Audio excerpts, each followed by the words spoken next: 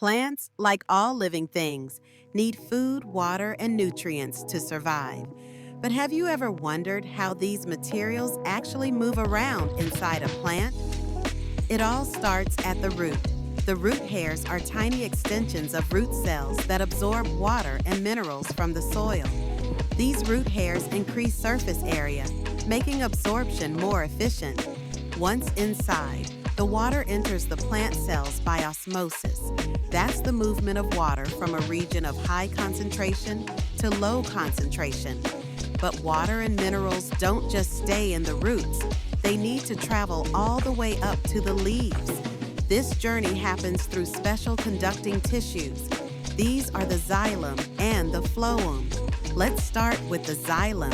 It's made up of dead, hollow cells that form tubes running from the roots to the leaves.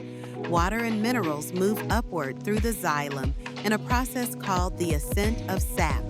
This movement is helped by root pressure, capillary action, and most importantly, transpiration pull, which happens when water evaporates from the leaves. Now the phloem does the opposite job. It carries food, like sugars made in the leaves, down to other parts of the plant. This process is called translocation, and it happens both upward and downward depending on where the food is needed. But how do minerals actually enter the roots in the first place? Sometimes they move from high to low concentration through diffusion, but many times, especially when minerals are in lower concentration outside the root, the plant uses active transport, which means it uses energy to pull in those nutrients. Now let's talk about nutrition. Plants need several minerals to stay healthy. Macronutrients like nitrogen, phosphorus, and potassium are needed in large amounts, while micronutrients such as iron, zinc, and manganese are required in smaller amounts, but they're just as important. One more key process is transpiration. This is the loss of water vapor from the leaves through tiny pores called stomata. It might sound like a waste, but it's actually very important.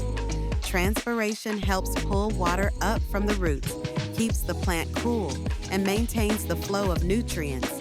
However, the rate of transpiration isn't always the same. It can be affected by temperature, humidity, wind, and even the amount of light.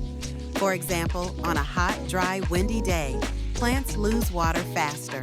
On cooler, humid days, transpiration slows down.